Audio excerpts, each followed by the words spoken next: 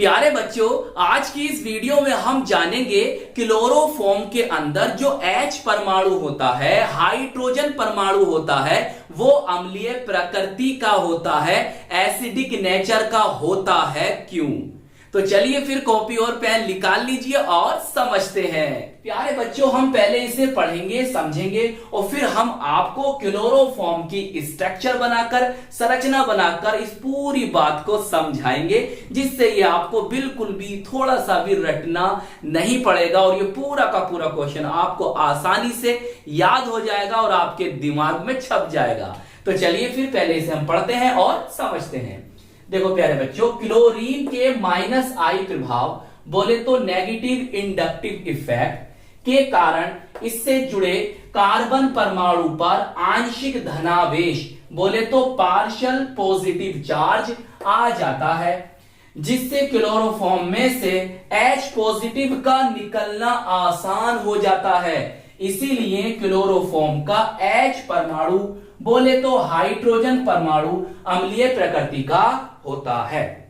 प्यारे बच्चों, जिस यौगिक के अंदर हाइड्रोजन परमाणु हो और वो हाइड्रोजन परमाणु अगर H पॉजिटिव के रूप में उस यौगिक से बाहर निकल जाता है, तो हम उस H परमाणु को, उस हाइड्रोजन परमाणु को अम्लीय प्रकृति का हाइड्रोजन परमाणु कहते हैं और उस यौगिक को हम अम्लीय यौगिक कहते हैं, एसिडिक कंपाउंड कहते हैं।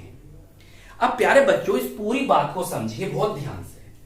हमने क्या क्या पढ़ा है उसे समझिए। उससे पहले जानिए भाई, क्लोरोफॉर्म का जो सूत्र होता है, जो रासायनिक सूत्र होता है या अणु सूत्र होता है, क्या होता है? CHCl3। देखो प्यारे बच्चों, इसका सामान्य नाम या कॉमन नेम होता है क्लोरोफॉर्म, सही, और आईयूपीएसी नेम होता है ट्राइक्लोरोमीथेन।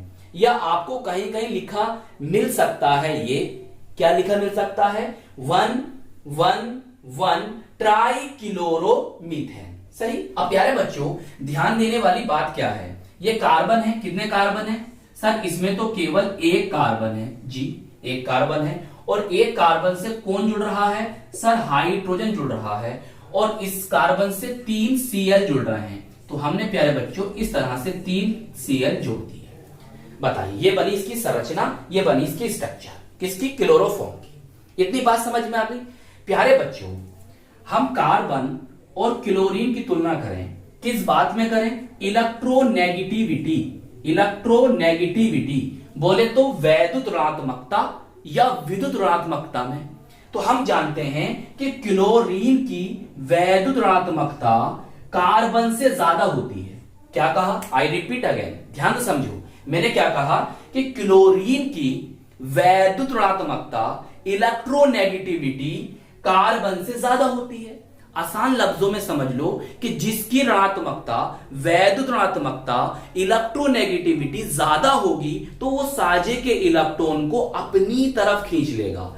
मतलब ये हुआ कि यहां पर कार्बन और इसके मध्य, Cl के मध्य, क्लोरीन, कार्बन और Cl के मध्य, C और Cl के मध्य जो ये साजे के इलेक्ट्रॉन हैं, किधर को शिफ्ट होंगे, किधर को खींचेंगे? सर जिसकी ऋणात्मकता ज्यादा होगी। तो किसकी ऋणात्मकता या वैद्युत ऋणात्मकता ज्यादा है? सर क्लोरीन की ज्यादा है। तो इसका मतलब ये यहां खींच रहे हैं, सही।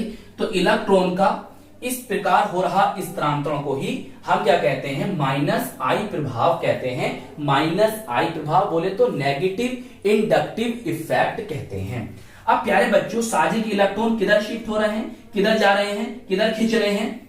सर ये जा रहे हैं क्लोरीन की तरफ। तो इस पर आ जाएगा यहां पर पार्शियल नेगेटिव चार्ज।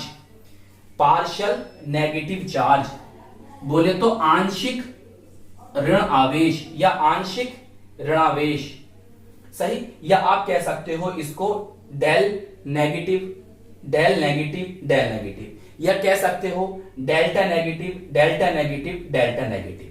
प्यारे बच्चों, अब यहां पर इलेक्ट्रॉन घनत्व, इलेक्ट्रॉन डेंसिटी बढ़ रही है और कार्बन से इलेक्ट्रॉन इधर की तरफ जा रहे हैं, तो कार्बन पर इलेक्ट्रॉन कम हो गए, इलेक्ट्रॉनिक घनत्व कम हो गया, इलेक्ट्रॉनिक डेंसिटी कम हो गई। किस पर? कार्बन पर, क्योंकि कार्बन से प्यारे बच्चों खींच गए हैं। तो अब इस पर आ जाएगा क्या? आंशिक धनावेश, पार्शियल पॉजिटिव चार्ज। तो यहां बनाओ पॉजिटिव चार्ज, सही है। या कह सकते हो डेल पॉजिटिव या डेल्टा पॉजिटिव, कैसे बोल सकते हो, या बोल सकते हो आंशिक धनावेश, आंशिक ऋणावेश। इतनी बात समझ में आ गई प्यारे बच्चों। माइनस आई प्रभाव जो मैंने बताया वो भी समझ में आ गया। अब प्यारे बच्चों, अब कार्बन पर इलेक्ट्रॉनिक घनत्व, इलेक्ट्रॉनिक डेंसिटी कम हो गई है, क्योंकि यहां इसके इलेक्ट्रॉन इधर की तरफ शिफ्ट हो गए हैं, इधर की तरफ इनका स्थानांतरण हो गया है। तो अब कार्बन क्या करेगा, कार्बन क्या करेगा, जो ये बॉन्ड दिखाई दे रहा है ना आपको, कार्बन और हाइड्रोजन के बीच में ये जो बॉन्ड दिख रहा है, कार्बन क्या करेगा कि यहां के इलेक्ट्रॉन को अपनी तरफ खींचेगा। जब यहां के इलेक्ट्रॉन को प्यारे बच्चों कार्बन अपनी तरफ खींचेगा, तो फिर यहां से जो होगा हाइड्रोजन H पॉजिटिव के रूप में आसानी से निकल जाएगा। बस H पॉजिटिव का आसानी से निकलना ही क्या बना देता है, इसको, किसको, H परमाणु को अम्लीय प्रकृति का बना देता है। समझ में आ गई बात। इन शॉर्ट एक बार और समझ लो प्यारे बच्चों, क्लोरीन की वैद्युत ऋणात्मकता कार्बन से ज्यादा होती है, इसलिए साझे के इलेक्ट्रॉन क्लोरीन की तरफ शिफ्ट हो जाते हैं। तो इस प्रकार का जो स्थानांतरण हो रहा है हम उसे कहते हैं माइनस आई प्रभाव कहते हैं, सही। तो आसान लफ्जों में कह सकते हो कि क्लोरीन के माइनस आई प्रभाव के कारण कार्बन परमाणु पर आंशिक धनावेश, कार्बन परमाणु पर आंशिक धनावेश आ जाता है, जिससे क्लोरोफॉर्म में से H पॉजिटिव का निकलना आसान हो जाता है। क्यों?